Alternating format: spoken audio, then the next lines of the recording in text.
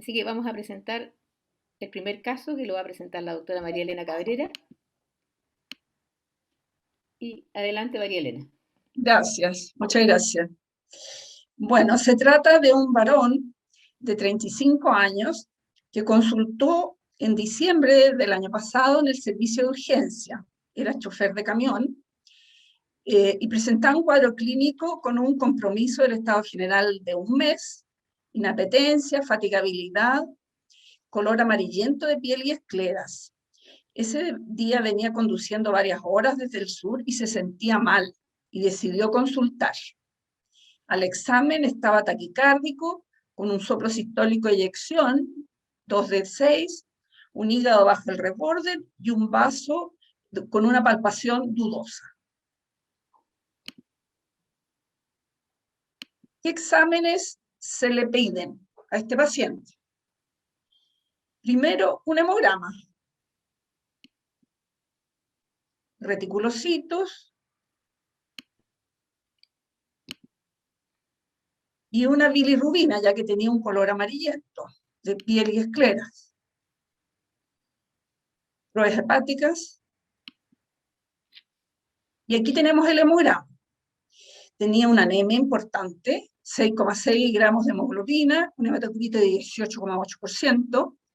El volumen corpuscular medio era de 116 femtolitros, es decir, tenía una anemia macrocítica, glóbulos rojos grandes, leucocitos normales, un recuento absoluto de neutrófilos normales, plaquetas normales, los reticulocitos eran de un 2,6% y un índice reticulocitario menor de 3.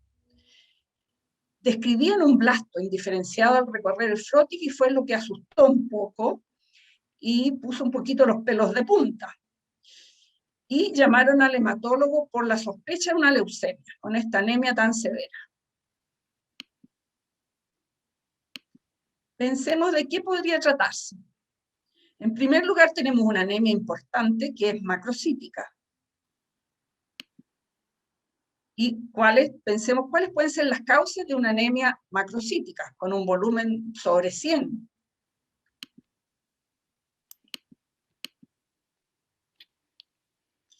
¿Qué alternativas tenemos? Una mielodisplasia, una anemia perniciosa, una anemia de enfermedad crónica o A y D.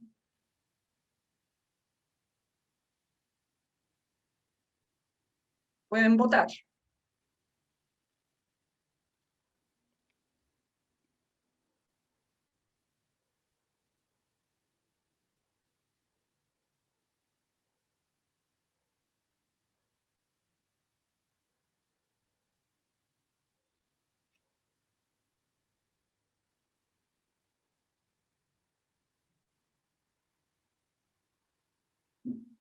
Muy bien.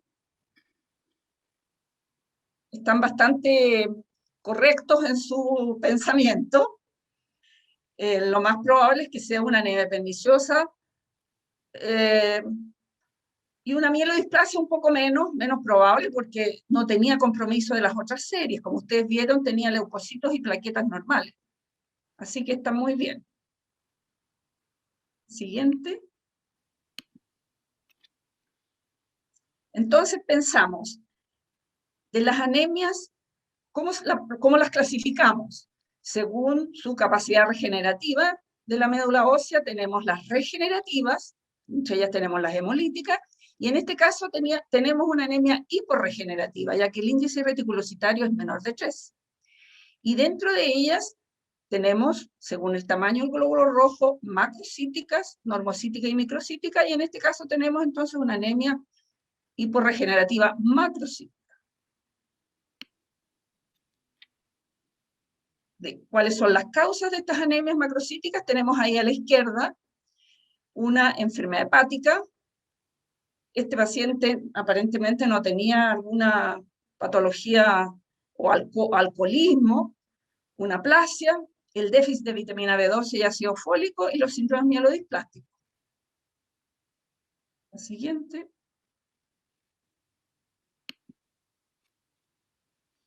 Dentro de las anemias macrocíticas tenemos megaloblásticas y no megaloblásticas. Dentro de las megaloblásticas tenemos el déficit de ácido fólico o el déficit de vitamina B12, drogas antifolato que no tenía, quimioterapia que tampoco tenía, y no megaloblásticas, alcoholismo aparentemente no tenía, hipotiroidismo aparentemente no, porque fue una enfermedad que fue más o menos aguda, no tenía una enfermedad hepática, mielodisplasia probablemente no, tabaquismo no sabemos, pero lo más probable es que sea las de la izquierda, que sea megaloblástica. Entonces, la siguiente, tenemos un hombre bastante joven, con una anemia severa bien tolerada, que era macrocítica y tenía ictericia. ¿Qué otros exámenes le pedimos? Bueno, teníamos los reticulocitos que eran bajos, tenía una bili total de 2,94, con un predominio de indirecta, y una LDH altísima, de 5.200. Ahí están los valores normales. O sea, esto está evidenciando que había una destrucción de los glóbulos rojos dentro de la médula, había una hematopoiesis inefectiva. O sea, se producían los glóbulos rojos, pero eran alterados y se destruían. Por eso la LDH tan alta y la bilirrubina elevada. Por lo tanto, la siguiente, aquí tenemos una médula, por ejemplo, con una hematopoiesis megaloblástica, donde se ven los megaloblastos ahí, los juveniles, basiliformes gigantes, o sea, claramente una hematopoiesis inefectiva que produce la ictericia, se destruyen los glóbulos rojos, alterados. La siguiente. Bueno, ¿qué otros exámenes le podríamos haber pedido? Porque tenía ictericia, un test de Coombs. Bueno, descartamos que sea una anemia hemolítica, a pesar de que era hiporregenerativa, tenía un test de Coombs directo negativo, y las serologías virales también eran negativas. Le podemos pedir algunos otros exámenes, si es que están disponibles, como un nivel de vitamina B12. No están disponibles en todos los hospitales, pero en este caso se le hizo, que estaba bastante baja, 52 picogramos, con un nivel normal entre 190 y 900. Se le pidieron anticuerpos anticélulas parietales gástricas, que están positivas. Tenía una endoscopía con un aspecto de una gastritis atrófica, y la biopsia mostró una ausencia de células parietales. Es decir, había una gastritis crónica autoinmune. Por lo tanto, ¿qué patología tiene el paciente? Una anemia perniciosa. A pesar de que tenía 35 años, pero es posible ver en gente más joven también una gastritis atrófica y una anemia perniciosa. Y aquí tenemos las causas del déficit de vitamina B12. La más frecuente es la anemia perniciosa, las gastritis atróficas, gastrictomías totales. Las otras son menos frecuentes. Pacientes veganos, por ejemplo, puede ser una persona por déficit de ingesta, que no coma absolutamente ningún alimento animal. Los veganos pueden llegar a tener una anemia perniciosa por déficit de ingesta. Y la siguiente, ¿cómo lo tratamos? Tenemos que darle vitamina B12, que tiene que ser intramuscular porque no se absorbe bien, a pesar que dosis muy altas orales pueden absorberse, pero es preferible una administración intramuscular, que puede ser diaria o toda la semana. Lo importante es normalizar el hemograma, hasta que se normalice el hemograma, y lo importante es que debe recibirla de por vida. No se puede suspender, sino que tiene que recibirla de por vida cada 3 meses, pero toda la vida, que lo sepa y educar al paciente. Ese sería. Gracias, María Elena. Vamos a pasar al segundo caso, que lo voy a presentar yo. Este es un hombre de 29 años que consulta por un dolor torácico intenso. El paciente cuenta que regresó hace 4 días de Miami. Allá presentó un cuadro febril con síntomas respiratorios altos, y 2 días antes del ingreso había iniciado un dolor torácico muy intenso con tope inspiratorio. Consultó en otro centro donde se le efectuó un angiotac en que no había nada, troponina, electrocardiograma que fueron normales y fue dado de alta con ketorolaco endovenoso. El paciente consulta porque el dolor reaparece de gran intensidad y además se acompaña de febrículas.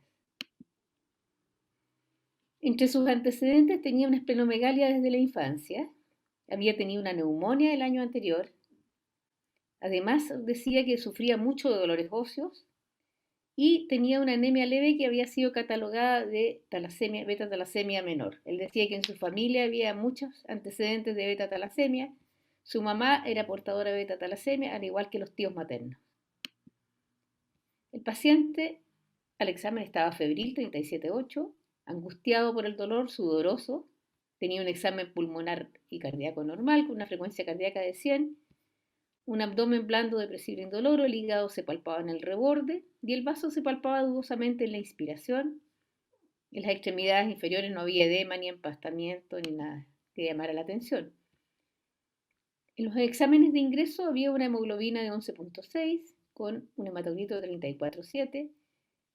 Tenía un volumen corpuscular medio de 70 femtolitros y una hemoglobina corpuscular media de 23,7.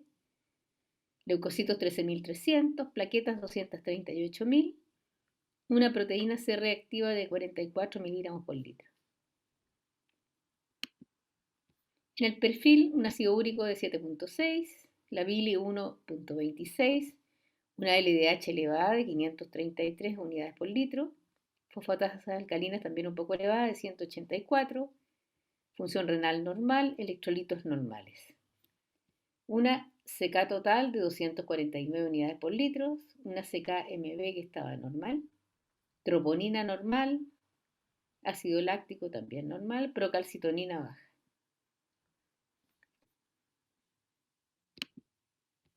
Se tomó hemocultivo, que después vimos que salieron negativos, urocultivo negativo, un panel respiratorio que también fue negativo para todos los virus estudiados. Le hicieron un angiotac de tórax y en el angiotac había dos cosas que llamaban un poco la atención. Tenía una esplenomegalia.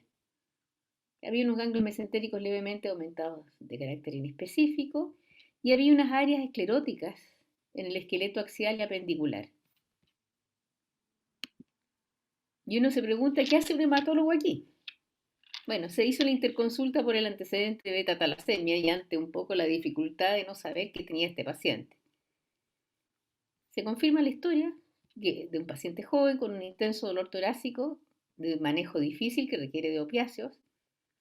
Al examen físico estaba levemente pálido, con un vaso que se palpaba en el reborde. Se profundiza la anamnesis sobre el antecedente de talasemia y se le pide que traiga los exámenes que demostraban que tenía talasemia. Y la señora va a la casa y trae los exámenes.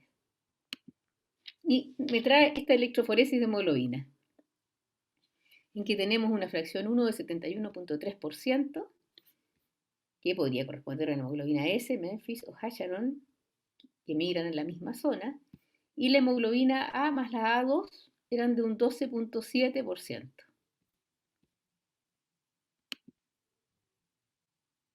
¿Y qué le llama la atención? ¿Qué tipo de anemia podría tener este paciente? Y aquí tenemos las alternativas. Una beta-talasemia mayor, una anemia falciforme, una anemia hemolítica. Pueden votar, por favor.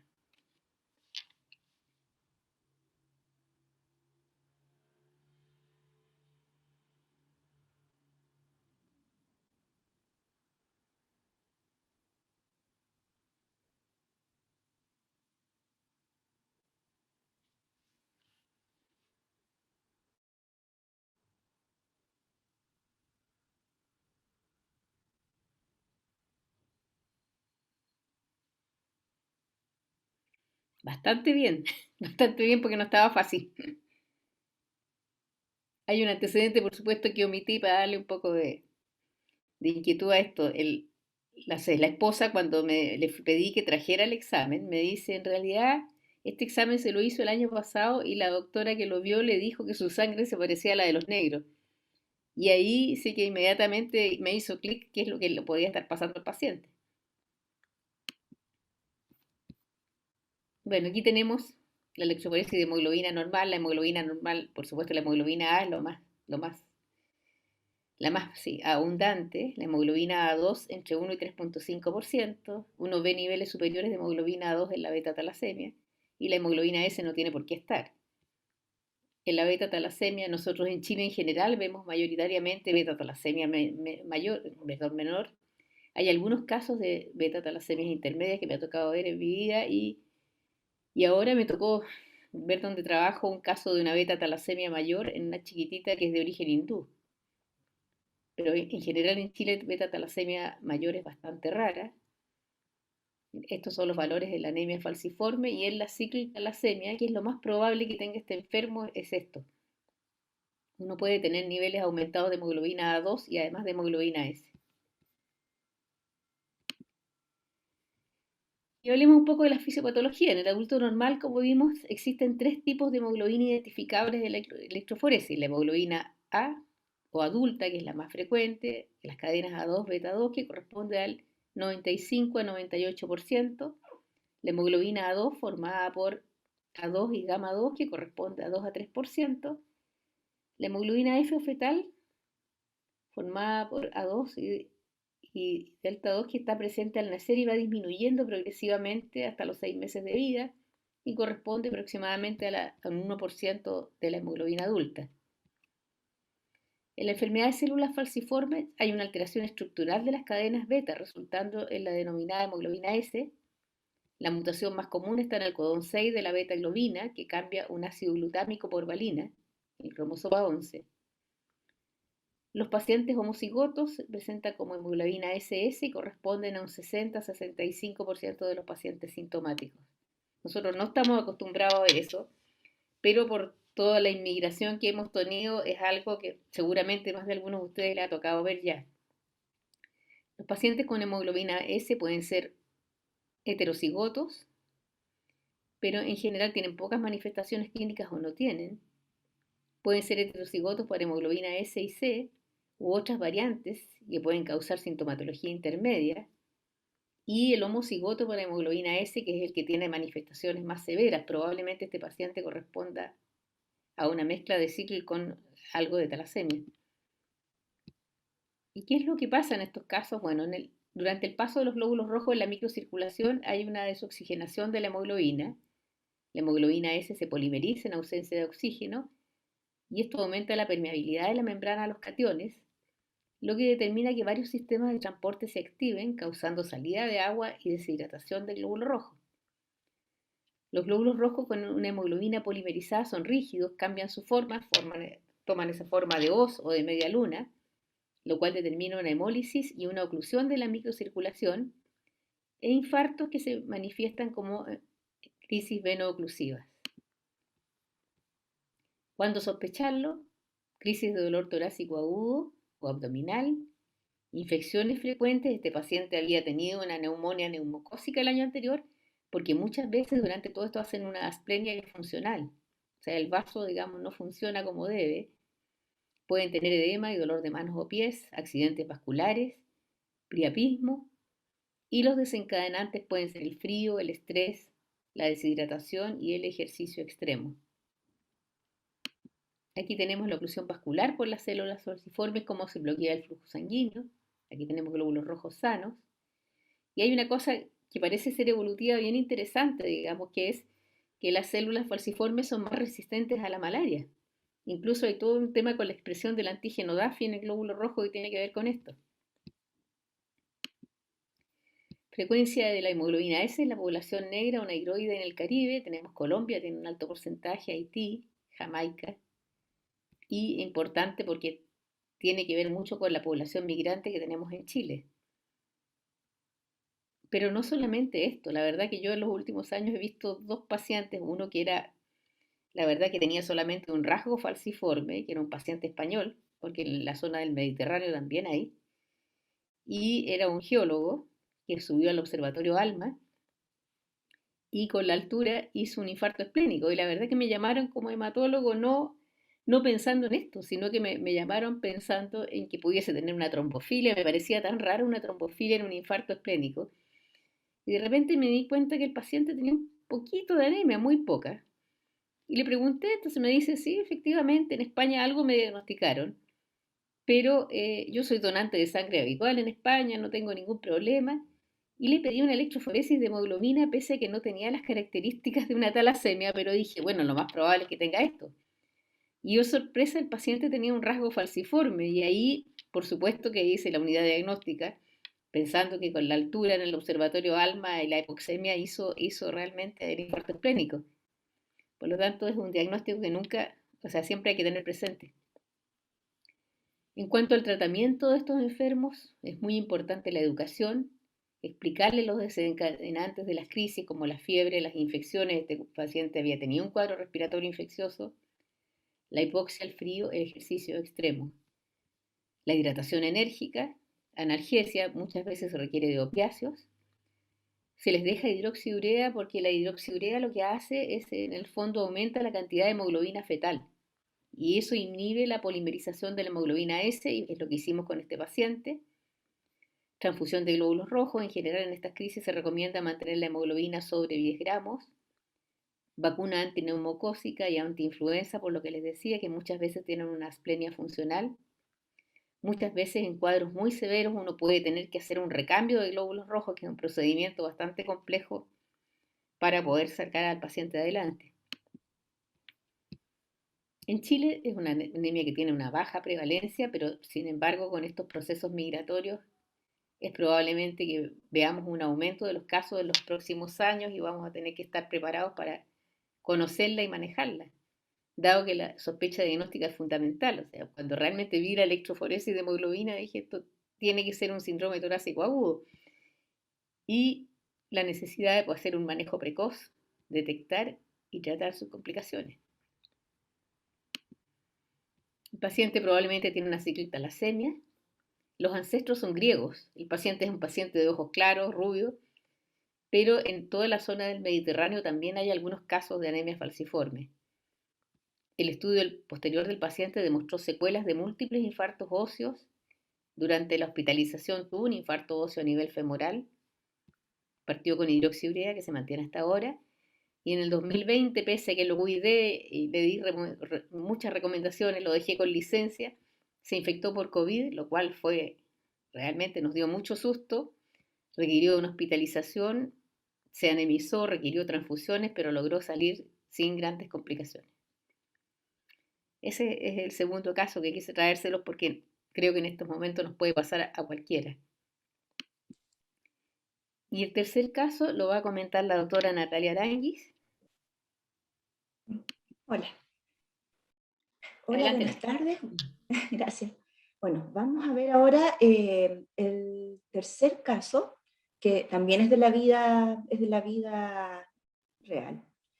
Bueno, este caso partió por una interconsulta de parte de los cirujanos para evaluar una paciente de sexo femenino de 80 años que será intervenida próximamente por un cáncer gástrico in situ. Y el motivo de la interconsulta, que la paciente presentaba anemia. Y lo que solicitaban los médicos tratantes es manejar la anemia en este contexto perioperatorio. La siguiente. Bueno, con eso, la primera reflexión fue qué características en el hemograma se esperaría encontrar en este contexto. Bueno, dado el antecedente de que la señora tenía el diagnóstico reciente de un cáncer gástrico, uno lo que esperaba era encontrar una anemia de tipo ferropriva, la cual se caracteriza por ser microcítica, hipocroma, y puede a veces acompañarse de alteraciones de las otras series. Lo más frecuente, cuando es mucho la ferropenia, puede haber una trombocitosis reactiva, y cuando las anemias ferroprivas son muy severas, también pueden llegar a presentar un poco de leucopenia. La siguiente, por favor. Bueno, fuimos a conocer a esta paciente, que era efectivamente una paciente mujer de 80 años. Como antecedentes médicos, tenía solo el antecedente de hipertensión arterial, que estaba en tratamiento con losartán. No consumía alcohol, no había sido operada previamente, y tampoco hospitalizada formalmente antes en su vida. Vivía en un sector rural y era dueña de casa. Y nos contaba la historia que todo partió cuando en controles de rutina de su atención primaria se pesquisó una hemoglobina bastante severa, una anemia bastante severa con hemoglobina de 5,9, y que por lo tanto se derivó al hospital más cercano para estudio y manejo. La siguiente. Bueno, la paciente fue estudiada durante todo este tiempo en forma ambulatoria. También fue manejada su anemia en forma ambulatoria con transfusiones, que según su historia requería más o menos cada 45 días, recibió 3 transfusiones en un lapso de 4 meses más o menos. Revisamos los exámenes de laboratorio que tenía la paciente consigo. Tenía varios hemogramas, tenía algunos exámenes de perfil bioquímico, como una uremia normal, calcio y fósforo normal, valores de vitamina B12 normal y las pruebas de coagulación también normal. Solamente tenía una leve alza de la creatinina de alrededor de 1,5. Y en el fondo, en el centro que se estudió, se pensó en una paciente ya de edad, con una anemia severa, así que se hizo un estudio dirigido a buscar neoplasia. Se le solicitó un escáner de tórax, abdomen y pelvis, que mostraba solamente un quiste renal cortical simple, una colonoscopía sin lesiones, y en la endoscopía se observó un pliegue prepilórico engrosado en la cara posterior del ano. Esa zona se biopsió y resultó ser que había un carcinoma in situ. Se consultó con un cirujano endoscopista, se vio que la lesión estaba confinada a mucosa y se decide como plan intentar una resección endoscópica submucosa. La siguiente, por favor. Ahora, hasta ahí todo perfecto, pero nos llamó la atención de que la paciente que traía consigo su último hemograma, en verdad tenía algunos parámetros hematológicos y destacaba una anemia bastante severa, una hemoglobina de 6,2. Ahora también llamaba la atención que el volumen muscular medio, es decir, el tamaño de estos glóbulos rojos era bastante grande, de 110. Con respecto a los leucocitos, tenía una fórmula normal y el recuento plaquetario también estaba dentro de límites normales. Y al examen físico, la paciente presentaba un examen físico normal, lo que sí llamaba la atención que estaba muy pálida, sin embargo estaba hemodinámicamente estable, no tenía taquicardia, no tenía otras molestias hemodinámicas, o sea, esta anemia la toleraba bastante bien. Siguiente, por favor. Y bueno, aquí les voy a dejar para observar un poco, porque lo primero que nosotros hicimos es pedirle un hemograma completo que tenía estas características. Tenía una hemoglobina que estaba en 6,2, el hematocrito salía bastante bajo, de 16, tenía un volumen corpular medio aún mayor de 142, con una hemoglobina corpular media de 54, y se pidió reticulocitos que estaban en 22% e índice reticulocitario en 9,2. Vemos que los glóbulos blancos tenían leucocitos totales de 9.400, un recuento absoluto de neutrófilo de 6.138, linfocitos en más o menos 2.100, y las plaquetas estaban en 244.000. Y en el frotis destacaba que se escribía en la serie roja que había un eritroblasto en 100 leucocitos, moderada anisocitosis, anisocromía, abundantes policromatófilos y algunos esferocitos. Entonces, viendo este hemograma, la siguiente, ¿qué tipo de anemia orienta este hemograma que podría tener la paciente? Y las alternativas son una anemia macrocítica hiperregenerativa, una anemia macrocítica hiporregenerativa o una anemia macrocítica. Por favor, votemos.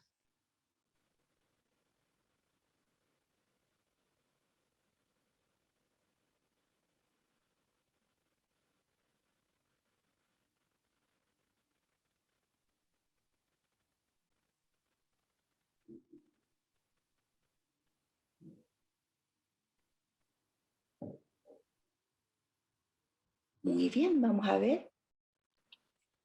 Bastante bien, la mayoría respondió bastante bien. Efectivamente, en lo que estamos seguros es que es una anemia macrocítica por el gran tamaño de los glóbulos rojos, y gracias a que tenemos los reticulocitos y podemos calcular el índice reticulocitario, vemos que tenía un índice reticulocitario mayor de 2, en este caso del 9%, y por lo tanto es una anemia macrocítica hiperregenerativa. La siguiente. Bueno, continuamos haciéndole todos los otros exámenes. Tenía unos niveles de vitamina B12 bastante buenos, de 822. La cinética de fierro estaba absolutamente normal, solo un leve aumento de la ferritina. El perfil hepático está bastante normal, salvo que tenía una bilirrubina total de 3,7 de predominio indirecto, siendo todo el resto normal. La siguiente. Entonces, dado estos hallazgos de que teníamos con esta paciente con un índice reticulocitario alto, una de las cosas que había que descartar era que la paciente estuviera haciendo una hemólisis. Entonces, la siguiente pregunta es ver qué exámenes creen ustedes que sería más específico para diagnosticar una hemólisis activa. La siguiente. Las alternativas son aptoglobina y ferritina sérica, aptoglobina y test de Coombs indirecto, aptoglobina y test de Coombs directo. Votemos, por favor.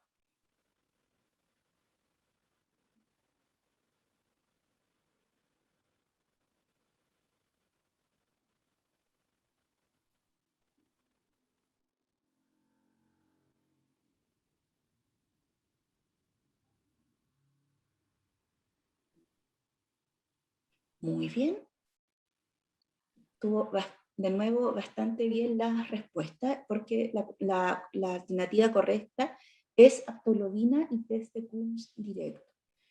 Aquí en el fondo siempre pusimos como distractor el test de Coombs indirecto porque muchas veces hay confusión de para las funciones que le sirven para otro.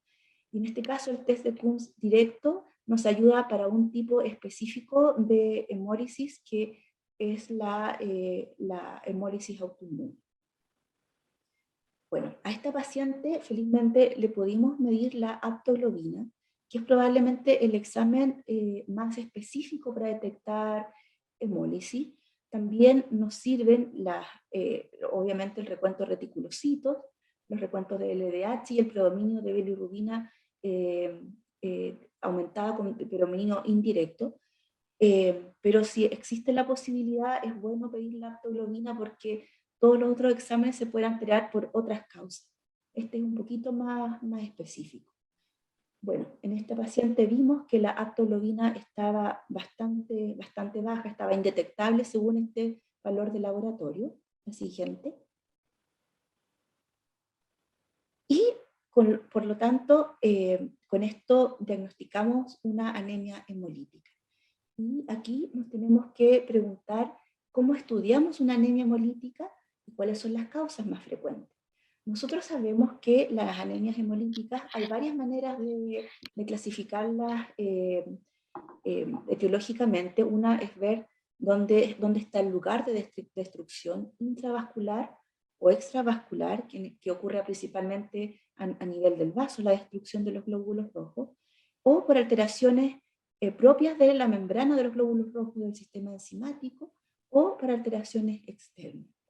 Las etiologías de las anemias hemolíticas varían bastante según el país en que nos encontremos. Pero en Chile una de las causas más frecuentes es obviamente la anemia hemolítica autoinmune. Es por eso, la siguiente, de que a esta paciente le pedimos un test de Coombs directo que fue positivo 3 cruces de tipo IgG. La siguiente. Bueno, aquí un poquito para recordar la diferencia entre test de Coombs directo o test de Coombs indirecto. Vemos que en la prueba de Coombs directa se dan anticuerpos, en el examen se dan anticuerpos para ver si existen, si los glóbulos rojos tienen anticuerpos en su superficie.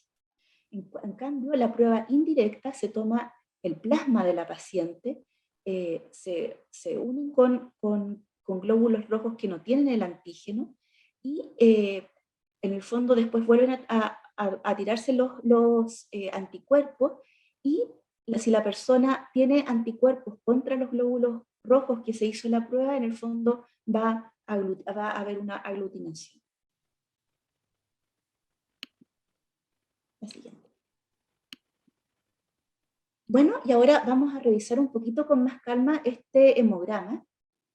Primero, en el hemograma salían varias cosas interesantes. Una de las cosas, bueno, vimos que era una anemia muy macrocítica y que tenía un índice reticulocitario bastante aumentado. Nosotros para saber el número absoluto de reticulocitos, tenemos que pedir los reticulocitos por lo general en forma aparte porque requieren una atención especial. Sin embargo, la siguiente para ver el frote. Eso. Aquí, en el fondo, la flecha negrita más pequeña muestra un glóbulo rojo normal, que más o menos se sabe que tiene un tamaño similar a los linfocitos que tienen la flecha negra un poquito más grande. Y lo que está mostrando la flecha azul son glóbulos rojos con policromasia, que son, si se fijan un poco más bien, como más pigmentados que los glóbulos rojos normales. Y eso es un signo que demuestra indirectamente, si tenemos un hemograma que no tiene recuento reticulocitario, que hay reticulocitos dando vuelta. Y además, como nos podemos fijar, estos glóbulos rojos, reticulocitos, son de tamaño mayor que los glóbulos rojos ya maduros, y es por eso que muchas veces las anemias hemolíticas se pueden manifestar como una macrocitosis al hemograma debido a la gran presencia de reticulocitos. La siguiente. Y aquí las flechitas negras y rojas es para mostrar otro aspecto al frotis que también salía, que es la presencia de esferocitos. En verdad nosotros podemos ver esferocitos, que son estos glóbulos rojos muy redondos, en la microesferocitosis hereditaria, pero también cuando hay una hemólisis activa, principalmente una anemia hemolítica autoinmune, después de que estos glóbulos rojos son destruidos a nivel del vaso. La siguiente. Otro punto importante es el estudio concomitante de una anemia hemolítica autoinmune, porque si bien hay muchas personas que tienen una anemia hemolítica autoinmune de causa primaria, esta puede ser la primera manifestación de otras enfermedades concomitantes, las mesenquimopatías, que es el caso que probablemente todos más manejamos, pero a nosotros nos ha tocado mucho ver también que a veces son la primera presentación de un síndrome linfoproliferativo oculto. Esta paciente tenía ya un estudio de tórax, abdomen y pelvis, que no tenía ganglios, pero a veces esta es la primera manifestación de un síndrome linfoproliferativo. También se recomienda medir virus de hepatitis B y C y VIH, que también pueden debutar con una anemia hemolítica autoinmune. En el caso de esta paciente, sabemos que no tenía un síndrome linfoproliferativo, le hicimos un estudio autoinmune y está catalogada actualmente como un probable lupus subyacente. La siguiente.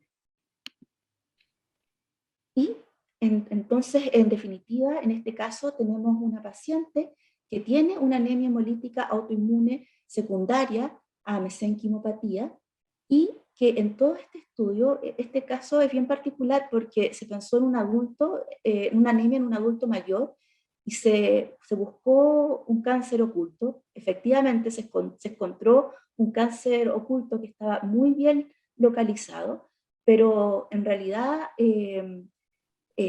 la causa de la anemia era otra, era que tenía una hemólisis activa, y es por eso que siempre es muy importante revisar el hemograma lo más completo que se pueda iniciar. Ahora, felizmente, dentro del estudio igual se le detectó a esta paciente que tenía un cáncer incipiente, y bueno, esa es una conclusión feliz en todo caso. Gracias. Gracias, Natalia. Y ahora vamos a presentar el último caso, un paciente de 61 años, cartero, que consultó por dolor lumbar y malestar en el hipocondrio izquierdo. Él refería una disfagia de alimentos sólidos de 2 meses de duración y sudoración nocturna. No tenía antecedentes mórbidos de importancia, había sido fumador de 30 cigarrillos diarios hasta hace 4 años atrás.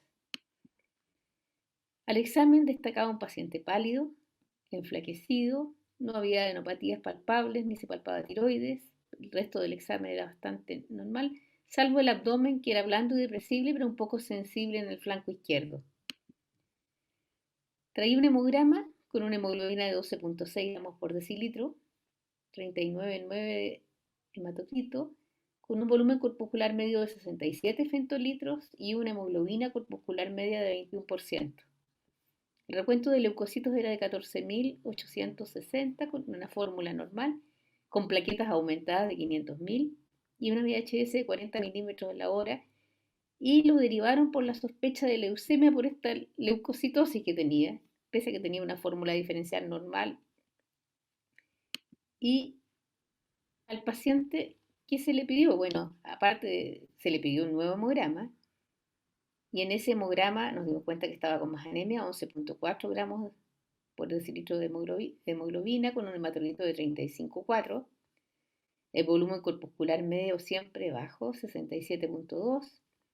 Una hemoglobina corpuscular media de 21.6. Los leucocitos 12.370 con una fórmula bastante tranquila, plaquetas 416.000 y una VHS de 43 milímetros. ¿Qué tipo de anemia podría tener este paciente? Una anemia microcítica hipocroma, una anemia normocítica, una anemia microcítica hiperregenerativa. Veamos sus opiniones.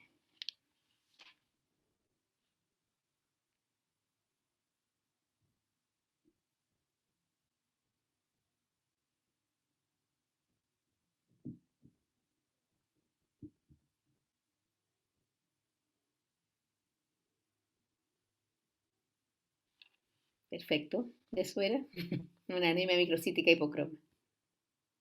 Tenemos un volumen corpuscular medio bajo de 67 y además una concentración, una hemoglobina corpuscular media baja, por lo tanto es microcítica hipocroma, y eso está muy correcto en la gran mayoría. Le pedimos otros exámenes, por supuesto, un perfil bioquímico donde había una glicemia un poco elevada y un nitrógeno ureico de 22 miligramos por decilitro. Una proteína C reactiva tenía un poco elevada, de 37.7. La ferritina estaba en 22 nanogramos por ml, pero la ferremia estaba en 27 y la TIBC 302 y la saturación de hierro en un 9%. Ocasionalmente, a veces cuando hay un cuadro con algún componente inflamatorio, acuérdense que la ferritina es un reactante de fase aguda y puede no reflejar la realidad, y es importante siempre hacer la ferremia, la TIBC y la saturación de hierro, que en la gran mayoría de los lugares está disponible y que muchas veces nos puede demostrar que esa ferritina no es tan cierta. Se hizo una endoscopía. Un hombre con anemia ferropriva nunca es normal, y había una lesión ulcerada corporal gástrica en que la biopsia muestra un adenocarcinoma gástrico. Se hizo un TAC de tórax, abdomen y pelvis, donde se encontró un compromiso tumoral subcardial de un cuerpo gástrico con espesor de hasta 3 centímetros, asociado a enopatías perigástricas que miden entre 13 y 15 milímetros, una enopatía en relación al tronco celíaco de 17 milímetros, un hígado de tamaño normal, sin lesiones focales sólidas ni quísticas, y un eje venoso portomesentérico y esplénico permeable. O sea, tenemos un paciente, un hombre de 61 años con un cáncer gástrico avanzado y con una anemia secundaria por deficiencia de hierro. Pero siempre la anemia por deficiencia de hierro en el hombre hay que buscar de todas maneras en el tubo digestivo. Y después de estos casos, que espero que les hayan servido, creo que hay algunas lecciones que recordar. Y yo creo que el hemograma es un examen fundamental en el estudio de la anemia.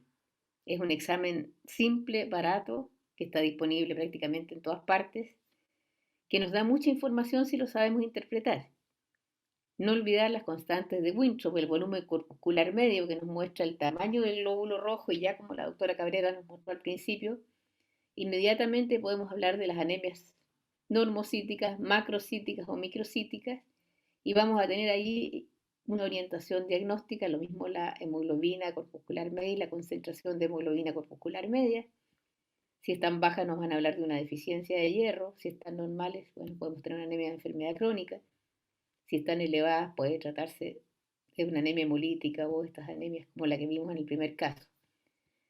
La descripción del frotis, un frotis bien hecho, también nos muestra mucho. Veíamos el caso de la doctora Aranguis, por ejemplo, con la policromatofilia, que aunque no tengamos reticulocitos, si nos hablan de que hay policromatofilia, sabemos que probablemente es una anemia regenerativa.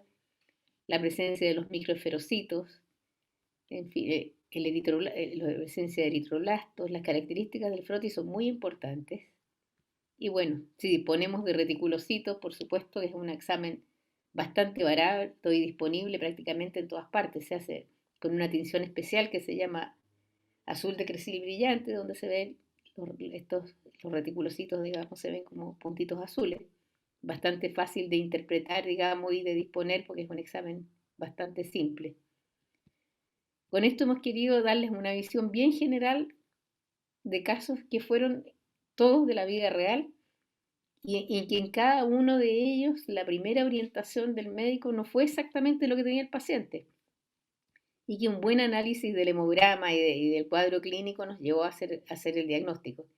Y esperamos, bueno, que esta presentación les sirva para su práctica diaria, porque estamos convencidas de que realmente la evaluación del paciente hematológico requiere de cosas fundamentales que son siempre una buena anamnesis, un buen examen físico, revisión de los antecedentes del paciente y el hemograma, que nos da muchísima información y que es un examen que tenemos todos disponibles.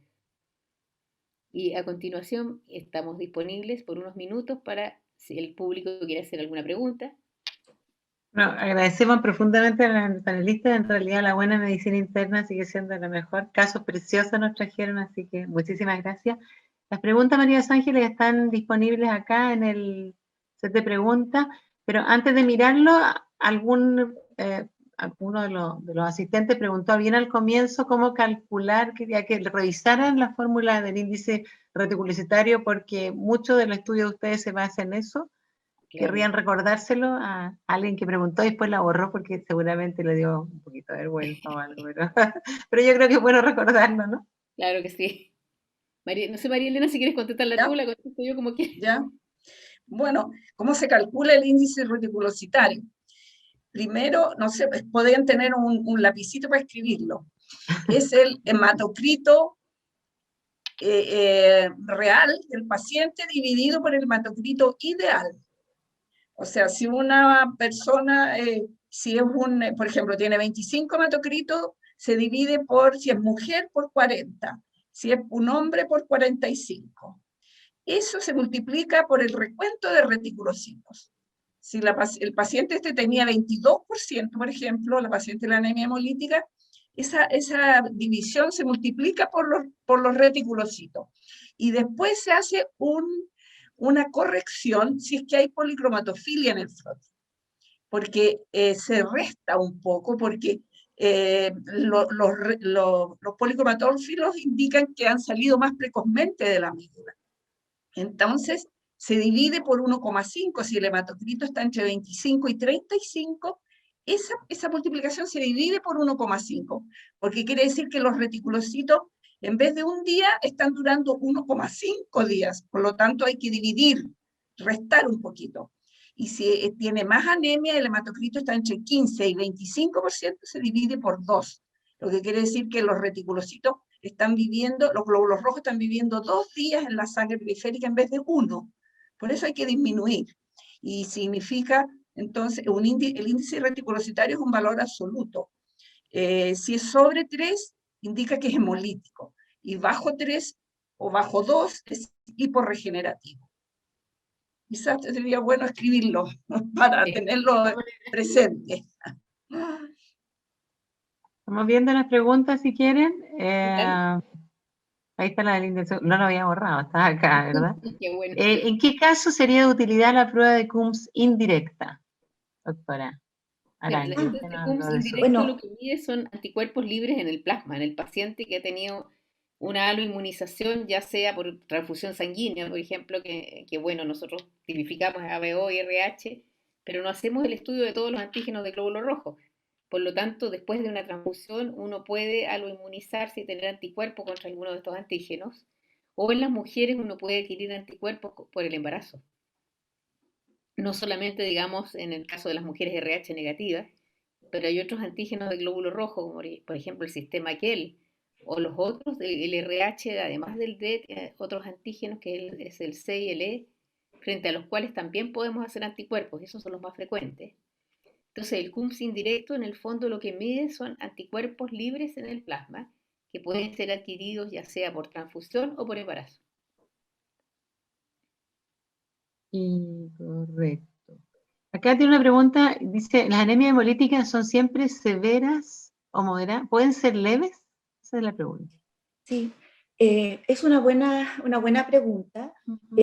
Depende, como todo en la medicina, de las causas, de la velocidad de instalación. Esta señora tenía aparentemente una mesenquimopatía bastante crónica y la anemia hemolítica se fue generando lentamente en el tiempo. Es por eso que su anemia era bastante bien tolerada, lo que llama la atención, lo que llamaba primero la atención al examen físico.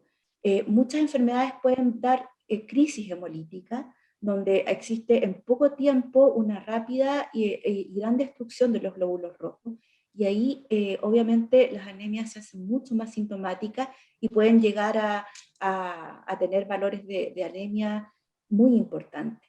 Pero también hay otras causas de anemia hemolítica, por ejemplo, algunas secundarias a algunas infecciones o algunos fármacos que pueden ser bastante leves, no necesariamente severas. Así que ahí también tenemos un gran espectro. Por lo general, las crisis hemolíticas sí son severas y de corto desarrollo, pero depende de la causa que hay de base. Vi una pregunta a la pasada que me pareció súper interesante a propósito que si se puede transfundir un paciente con anemia hemolítica. Bueno, yo trabajo, además de hacer hematología clínica, hago medicina transfusional, entonces es un tema recontra importante. La anemia hemolítica sí se puede transfundir, todos tenemos mucho temor. Es mucho más grave dejar de transfundir a un paciente con anemia hemolítica porque se puede morir que transfundirlo. Ahora, ¿qué precauciones hay que tomar? Muchas veces nos encontramos en los bancos de sangre que uno hace prueba de compatibilidad con todos los glóbulos rojos que tiene y prácticamente no encuentra un glóbulo rojo compatible. Siempre existe el término de usar la sangre menos incompatible, pero tal vez lo más importante, hay dos aspectos que hay que tener en cuenta. A veces las anemias hemolíticas pueden tener lo que se llama una pseudoespecificidad, en que se simulan, digamos, anticuerpos contra algún componente de la membrana del glóbulo rojo, más que nada frente a los antígenos del grupo RH. Entonces, lo que hacemos en los bancos de sangre cuando hay que transfundir es que buscamos sangre que por lo menos sea compatible para estos antígenos del grupo RH, el C, el D y el E, y para el antígeno Kell. Y con eso transfundimos, porque la verdad es que lo peor que puede pasar es que esos glóbulos rojos duren poco mientras uno instaura un tratamiento, pero si no transfundimos al paciente muchas veces se va a morir. Y eso es un tema muy importante. El otro, el otro aspecto que también es importante, a veces podemos encontrar pacientes que tienen un test de Coombs directo positivo sin anemia clínica. Y eso existe ocasionalmente. Esos pacientes igual muchas veces, bueno, hay que estudiarlos, pero se da también, y ahí las cosas importantes, lo que mostró Natalia, por ejemplo, la aptoglobina es un componente importante para definir si el paciente tiene CUMS directo y no tiene anemia y no tiene mayores manifestaciones, y la aptoglobina está normal, puede existir un test de CUMS directo positivo sin que el paciente tenga mayor anemia.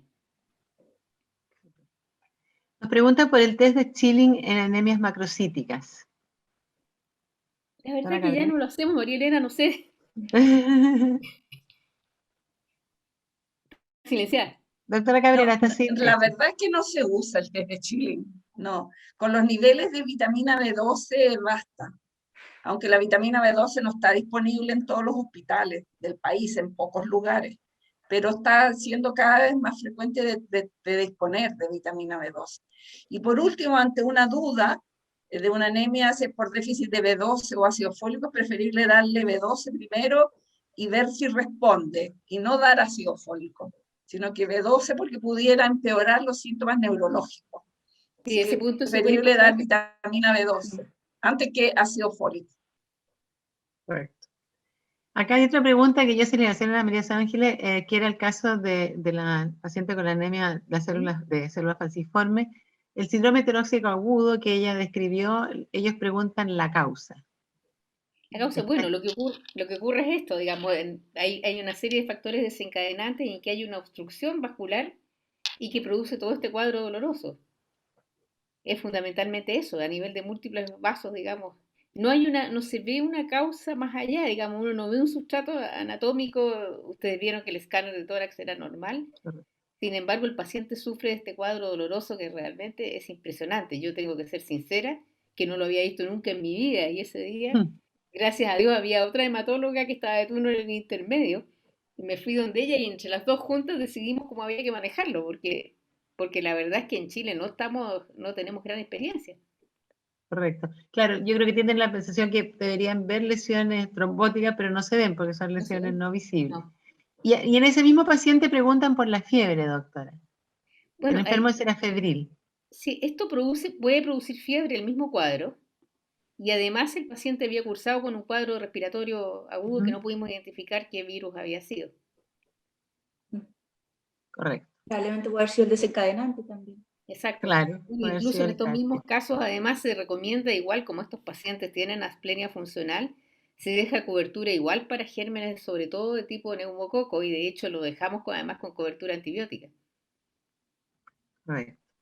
Después preguntan cuando está alterado el BCM, HCM, HCM, pero el enfermo no está anémico. ¿Qué hacemos con él?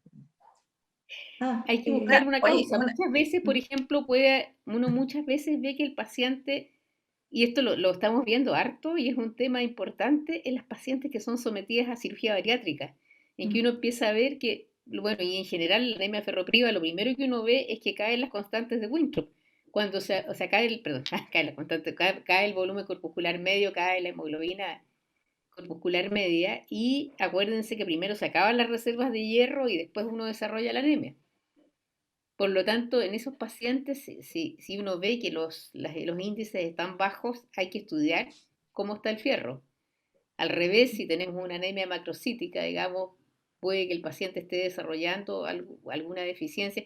En general, en las anemias de tipo perniciosa uno ve los volúmenes corpusculares medio más altos, en general sobre 120, y en la mielodisplasia, bueno, uno ve volúmenes en general sobre 100, pero no tan altos. No sé, María Elena, si quieres complementarlo con... No, lo que yo podría decir que en casos en que no hay anemia, pero volumen corpuscular alto, por ejemplo, es muy frecuente ver los pacientes que toman algunos medicamentos, por ejemplo, la acidobudina.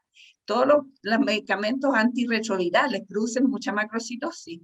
La hidrea es impresionante, produce unos volúmenes gigantes y el paciente no tiene anemia. El alcoholismo. Llega un paciente con una macrocitosis y dice, ¿usted bebe mucho alcohol? Dice, ¿y cómo lo adivinó?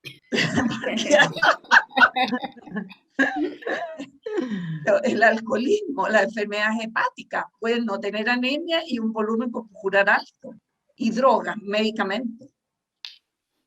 ¿sí? Correcto. También el síndrome torácico agudo, que es bien llamativo, nos preguntan acá que si será siempre tan intenso como para que el enfermo acuda a urgencia, o podrá haber, nosotros sabemos poco de esos casos, pero Claro. de lo que ustedes han visto, revisado, o puede haber casos más leves.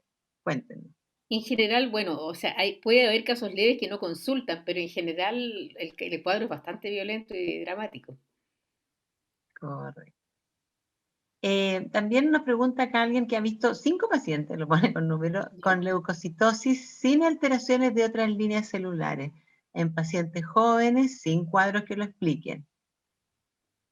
Pregunta, ¿qué haría con estos casos? ¿Cómo seguiría el estudio? Leucocitosis, no puso la cuantía, sí, porque es bien distinto Claro, que uno que eso tenga es re 15.000, importante, porque puede 30.000, ser, claro. no es lo mismo 11.000 o 12.000 glóbulos blancos que tener 20 o 30. Yo creo que lo primero es primero ver qué serie está aumentada.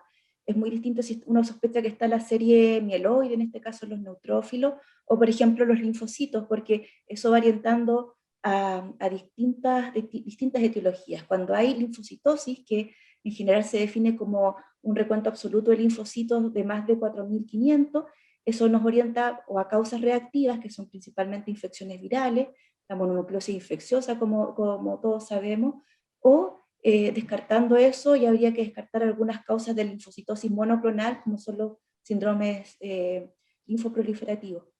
Y en el caso de que haya una neutrofilia, es muy importante, con la neutrofilia por lo general se habla más de 9.000 recuentos neutrófilos totales, es súper importante ver si esto va acompañado de desviación izquierda o no. La desviación izquierda es cuando aparecen más de 700 células que son precursores de estos neutrófilos, como los baciliformes, juveniles, mielocitos, y ese, por ejemplo, es un dato bastante importante porque si es que lo hay y el paciente está absolutamente asintomático, sin ninguna síntoma de fiebre o de infección activa, uno ahí también puede sospechar un síndrome mieloproliferativo crónico. Obviamente en un paciente séptico podemos ver desviaciones izquierdas muy importantes y ahí la causa está clara. Ahora, no sé la doctora María Elena o la doctora María Los Ángeles, pero a veces a mí, obviamente puede verse también una pequeña leucocitosis con neutrofilia principalmente, secundaria a algunos cuadros inflamatorios medio inespecíficos.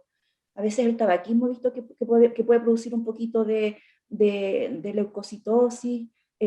Por eso yo creo que lo más importante es ver el contexto, la edad del paciente y cómo va todo el resto del hemograma y qué indica el resto del flot. Sí, efectivamente.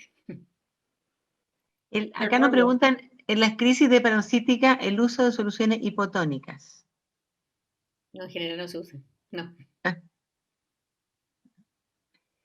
Es asegurar un buen intravascular, perdón, Exacto, lo asegurar un buen importante es eso, intravascular con una la solución hidratación, eso isotónica. de todas maneras. Después dice, con vitamina B12 entre 200 y 300. ¿Es correcto pedir homocisteína o metilmalónico? ¿Cuál de los dos se usa más? O sea, Bueno, perdón, los niveles de vitamina B12 son bastante difíciles de medir desde el punto de vista funcional, porque la vitamina B12 por lo general libre está muy poquitita y por lo general está unida a dos grandes proteínas que al menos en Chile no tenemos como medirla. Entonces es por eso que muchas veces es bastante buena idea, si se tiene la posibilidad, medir los precursores metabólicos como son la homocisteína o el ácido metilmalónico. Ahora, por lo general, lo que nos toca ver así de punto de vista práctico es que los valores de vitamina B12 bajo 300 por lo general son bajos. Y eso por lo general indica de que sí hay un déficit de vitamina B12. Y yo por lo personal, cuando encuentro niveles de B12 entre 200 y 300, los suplemento de todas maneras. No sé qué opina la doctora María Elena o la doctora María Los Ángeles. no, de acuerdo. ¿Sí? Nos preguntaron también el mejor esquema de suplementación. La doctora nos dijo uno, pero quieren repasarlo, parece, de suplementación de B12. ¿Cómo parten, cómo siguen? Doctora Cabrera. Bueno, puede ser los preparados que hay en los hospitales hay de 1 microgramo, de 100 gamas. Tengamos. Pero en el sistema, en las farmacias hay vitamina B1, B6 y B12, generalmente vienen las tres, y de 5.000 unidades o 10.000 unidades da lo mismo la cantidad que sea. 5.000 2 veces a la semana, 1 vez a la semana, o 100 gamas como existen en los hospitales, cualquier cantidad es suficiente, pero que sea para toda la vida. Eso es lo importante. Correcto. Ahí yo puedo, Sí, sí, doctora. perdón, no, también decir de que para los casos menos severos de déficit de B12, por ejemplo, que son secundarios a fármacos, como por ejemplo la metformina puede producir un pequeño déficit de absorción, ahí también son útiles los preparados orales de vitamina B12, que tienen que ser una cantidad de mínimo 1.000 a 2.000 microgramos por día. Hay algunas marcas comerciales que tienen esos pastillas en esas dosis. Por lo general los polivitamínicos traen bastante menos, pero también uno las podría mandar a preparar como recetario magistral. Y efectivamente se puede mandar a hacer comprimidos con 1.000 o 2.000 microgramos de vitamina B12 y sale bastante más barato también que comprarlos comercial. Y solamente para saberlo, en Estados Unidos existen también formas de administración intranasal que también se han visto que son efectivas porque en el fondo por la mucosa también se absorbe. Pero perdón, en los casos severos, absolutamente de acuerdo que lo mejor es asegurar una administración vía intramuscular. Nos preguntan qué significa la granulación tóxica en el hemograma. ¿Cómo la leen? Sale tanto hemograma, ¿no? Generalmente son gránulos específicos de los neutrófilos, indica generalmente infección o inflamación importante. Si se describe una cruz, no tiene mayor importancia, pero si son 3 cruces y hay vacuolas citoplasmáticas, por ejemplo, se describen, eso significa que hay una infección importante. Correcto. Después nos preguntan por las asplenias funcionales. ¿Cuál es vacuna? ¿Influenza, neumococo? Esa fundamentalmente. Meningo? Sí. Ojalá uno pudiera tener además hemófilus y meningococo. Correcto. Pero neumococo de todas maneras siempre.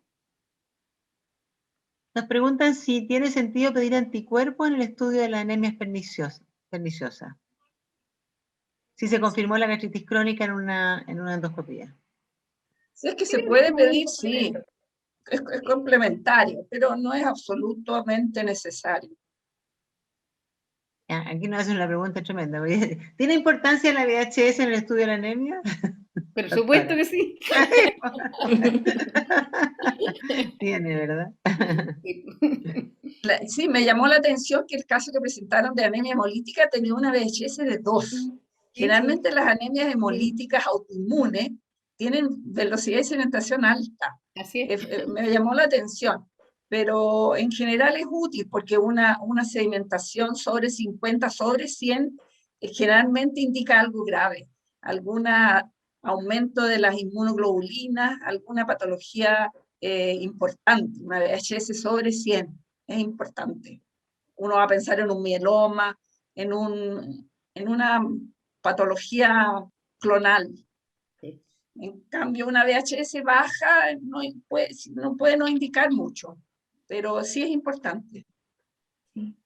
Nos preguntan también si elegimos ácido fólico o ácido folínico. El ácido folínico más bien se usa, digamos, como rescate, por ejemplo, cuando uno usa metotrexato en altas dosis o ese tipo de cosas. O ciertas drogas, por ejemplo, cuando se usa el cotrimoxazol en dosis altas, por ejemplo, en el manejo de neumocistis, cosas de ese tipo, habitualmente uno usa ácido folínico, pero en el paciente con déficit de ácido fólico, digamos, anemias por déficit de ácido fólico, lo que se usa es ácido fólico nomás. Y la monocitosis, dice acá una monocitosis absoluta, pero aislada, sin otras alteraciones hematológicas. ¿Qué hacen? Causas de A ver, la monocitosis monocitosis. se puede ver en un montón de causas, María Elena, no sé si quieres contestarla. O sea, la monocitosis, por ejemplo, aparece en la recuperación de las infecciones, cuando se mejora una infección. ¿Qué otras causas? Sin una persona mayor, por ejemplo, uno puede sospechar si tiene más de 1000 monocitos en sangre periférica que pueda tener una leucemia mielomonocítica crónica. Una persona mayor generalmente, sobre 60 años. Y en anemias hemolíticas autoinmunes, con anticuerpos fríos y calientes, ¿qué etiología buscar? Varias cosas ya contestaron, pero así como redondeando. Doctora Arango. Sí, bueno, por lo general, cuando hay una anemia hemolítica por anticuerpos fríos, una de las cosas a descartar son enfermedad por crioglutininas que se ven bastante en gente mayor y que da algunas sintomatologías típicas, como por ejemplo coloraciones más violáceas a nivel de los dedos o en las puntas de las, ¿cómo se llama?, de las orejas. Por lo general, lo más frecuente es encontrar anemias hemolíticas por anticuerpos en caliente, y eso por lo general o son primarias o son secundarias a enfermedades autoinmunes, o también algunos procesos linfoproliferativos. Ahora, también hay algunos procesos linfoproliferativos que